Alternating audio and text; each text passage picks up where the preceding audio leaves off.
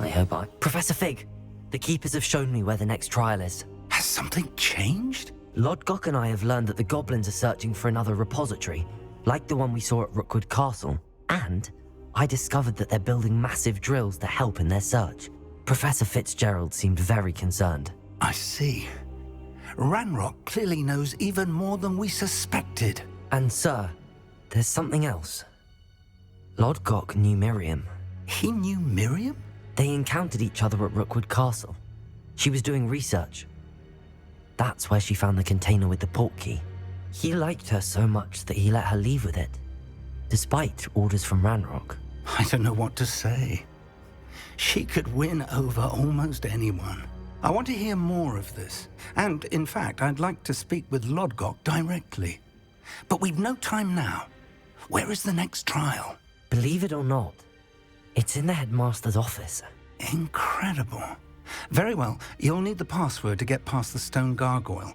The Headmaster's house elf will know it. I don't know the Headmaster's house elf. Will he even speak to me? I imagine he's loyal to the Headmaster. He is. So you'll need a disguise. I have just the thing. A polyjuice potion. You'll look and sound like Professor Black. Wait, doesn't Polyjuice Potion require a bit of the person you want to change into? And take ages to brew? It does. So how do you already have Polyjuice Potion to change into Professor Black? One never knows when such a thing may come in handy.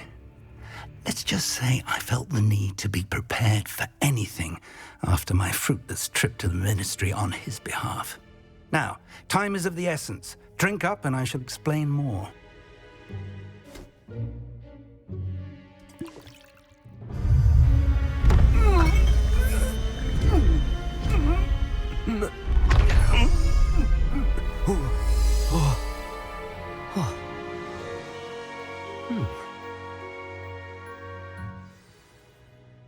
How do you feel?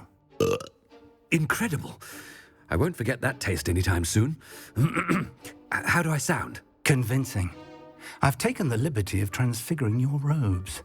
As we discussed, you'll need the password from Scrope, who could be anywhere in the castle. You might look for Professor Kagawa. She's taken to badgering the poor elf about Quidditch in the hopes that he can convince Black to change his mind.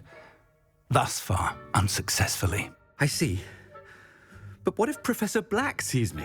Leave him to me. I shall tell him where to meet a liaison from the Ministry in Hogsmeade. That should give you plenty of time. Thank you, Professor. I suppose we'll meet again in the map chamber. It's rather strange to hear gratitude coming from Professor Black. I'll see you there. Now to find the Headmaster's house elf.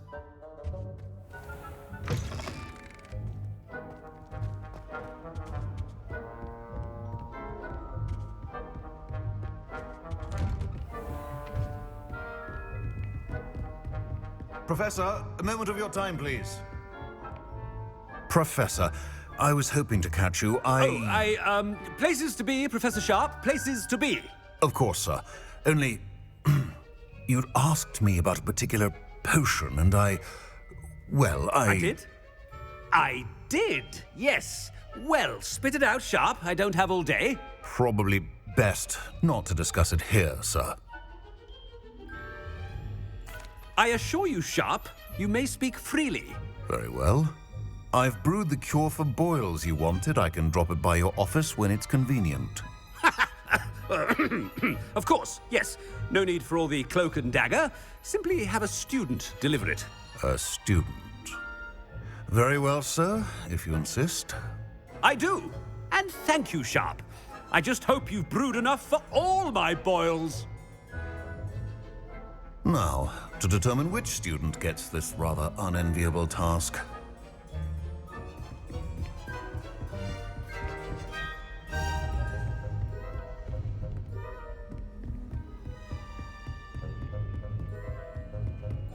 Greetings! I mean, out of my way, children. I haven't time for any of you at the moment. None. None at all. Move aside. What could the Headmaster want? Gareth! Mr. Weasley, what are you doing here?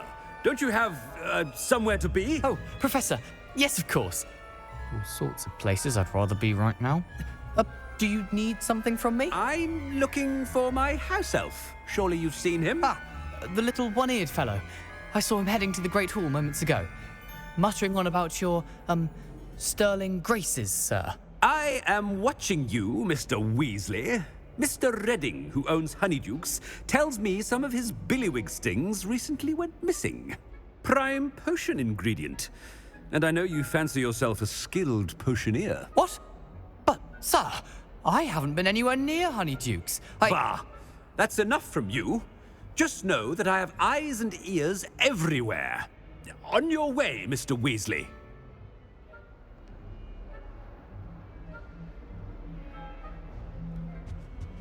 Well, there's one for my diary.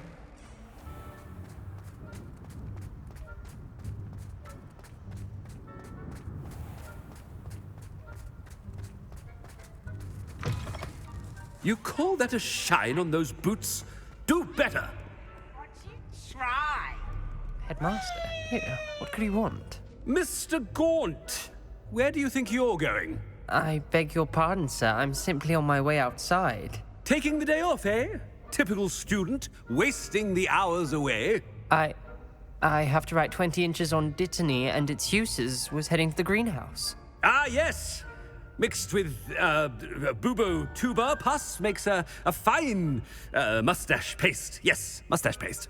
I find. Are you feeling all right, sir? You don't seem yourself. I assure you I am quite healthy, Gaunt.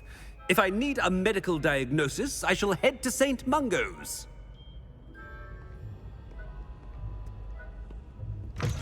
If you must speak with me, Something is very wrong with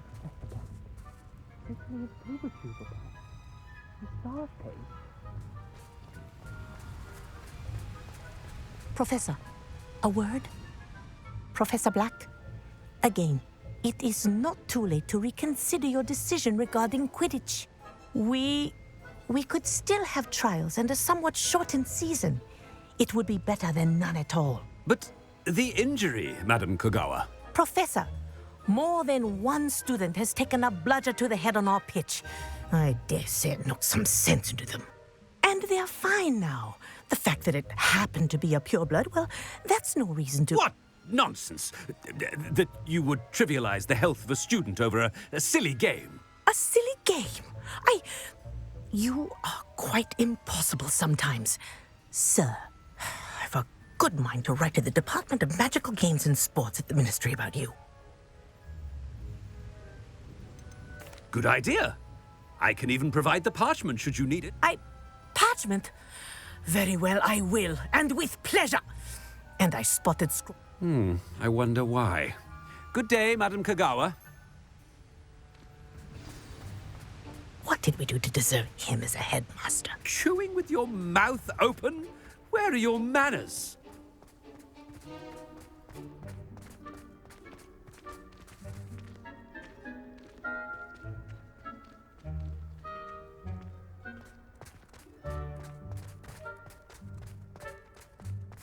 Oh no, it's the headmaster and he's coming this way. Miss Broom, a word. Oh, Professor, this is an interesting surprise. It's Bloom, by the way. Remind me of your area of affinity, Broom. OWLs are swift approaching. Charms, sir. Non-verbal spells. Might work on one that makes me disappear. Well, keep at it, Broom. And before you know it, you'll be as invisible as that new fifth year seems to be. They're not invisible, sir. I've seen them near the library. In fact, they help me with my, heavy books. Speaking of invisible, where's my blasted house elf? Something seems a little off with the headmaster.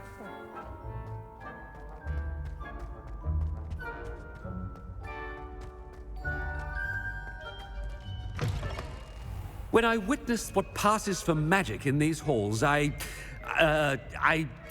simply mourn for the future of the wizarding world. Professor, a word, please.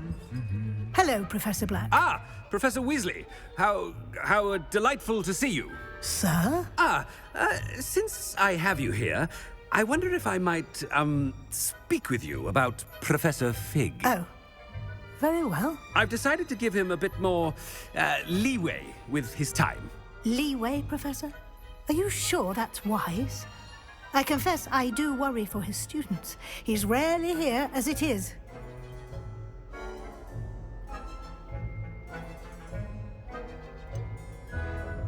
I realize that, and I'd like to keep it that way. I see.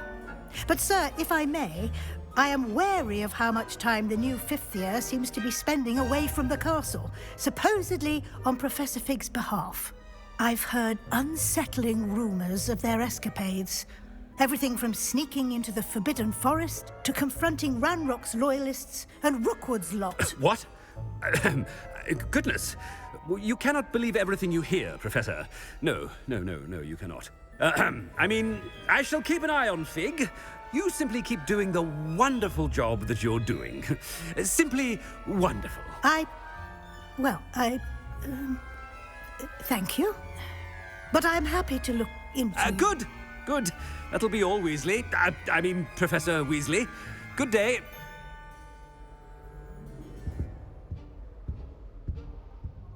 A wonderful job. Leeway for Professor Fig. I shall never understand that now. That ought to give Professor Fig some breathing room. Scope's as hard a worker as any house elf. Ahem. Attention, students.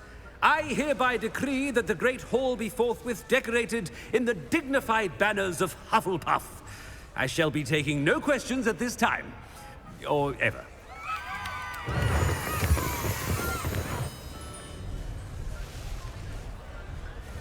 Scrope! Oh, greetings, Master. Remind me of the password to my office.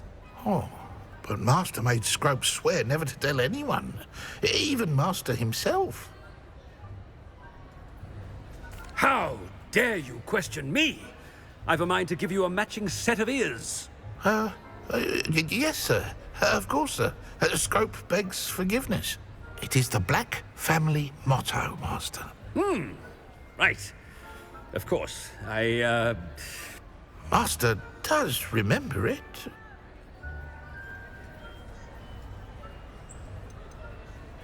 It's purebloods forever, isn't it? Close, Master. Scrope thinks Master is indeed testing Scrope.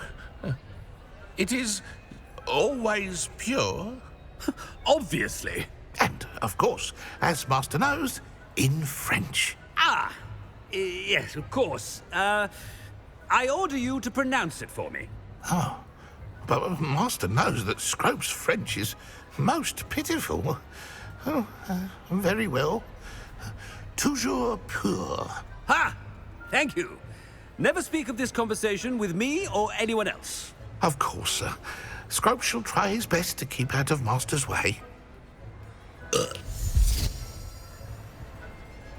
The polyjuice potion's wearing off. I best get out of sight.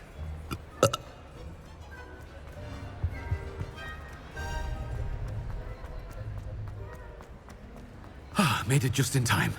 It's wearing off.